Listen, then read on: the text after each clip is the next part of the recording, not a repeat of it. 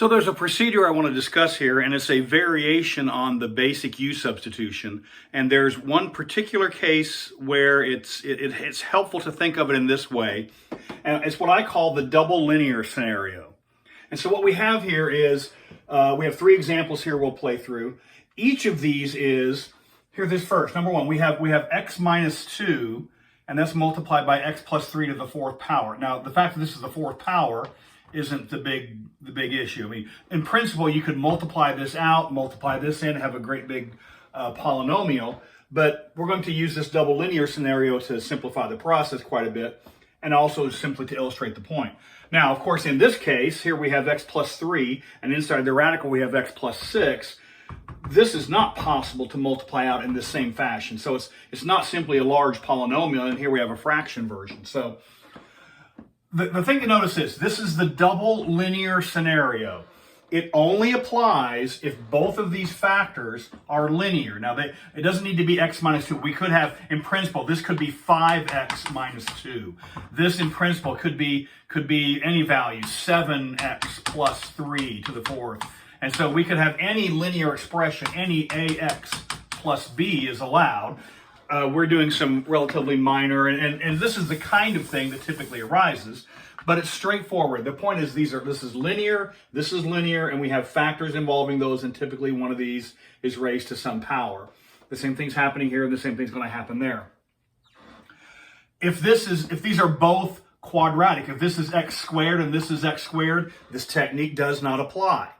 They must both be linear. So this is the double linear scenario. It's a variation on the straightforward U substitution, so it starts the same way. We have a quantity being raised to a power, and so we let U equal the quantity that's being raised to the power. And now our procedure is we need to translate everything in the problem. The x minus 2, the x plus 3, and the dx, everything in the x language needs to get translated into the U language. Of course, we need a differential, so we have to find the differential. Differential of u is equal to the derivative here is simply dx. And so we have, what do we have accounted for now? The let statement accounts for this piece. This differential line accounts for the dx. The question is, how do we now account for this x minus 2? We go back to the let statement. In the double linear scenario, go back to the let statement. So go back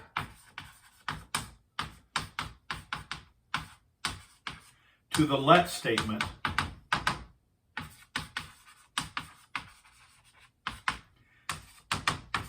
and solve for x. Solve the let statement for x. So I'm going to go over here to the side, solve this for x.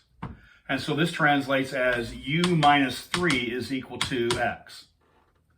That's the extra piece of the puzzle we need to translate everything. Because now, how do you say dx in the U language? dx translates as du. How do you say x plus 3 to the fourth power? That translates as u to the fourth power. How do you say x minus 2? X minus 2 translates as u minus 3 minus 2. Everything substitutes, and it's straightforward from here on out. So I'm going to erase this little statement here. I'll go back and we'll go ahead and show the work here for this. And so when we actually do the substituting now, the substitution is now exact. Differential, the let statement, and we've solved for x. The substitution is exact. X minus 2 translates as, well, x is u minus 3 minus 2. This is x plus 3 is u to the fourth. And dx is du. If we simplify all that, this becomes u minus 5 times u to the fourth. And now the difference is, you may not simply distribute x minus 2 into here because this exponent's in the way. But now what you may do is you may substitute u to the fourth into this expression. This is the integral of u to the fifth minus 5u. And that's not particularly challenging. This is now simply the power rule. And so that gives us, what is that, u to the sixth over 6 minus, 5u squared over 2 plus the constant. And now, just like in any u substitution, you go back to the original variable.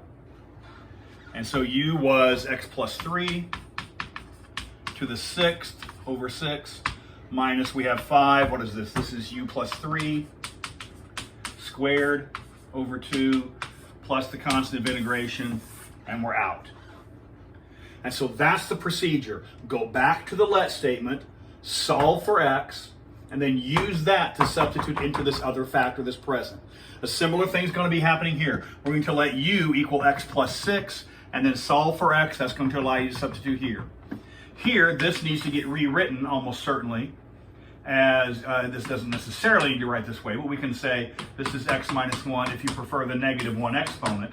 And when we let x equal, and then this becomes the same problem as this, just different numbers. So let u equal x minus 1, that's going to fall all the way through. So what I'm going to do is I'll go ahead and stop this video, and then what I would like you to do is take each of these two examples, see if you can work them out on your own, and in the next video up, I'll do the solutions to those and see if I can match what you did. So go ahead and work on these two items, and then we'll see how well I did when I can see if I can match your work.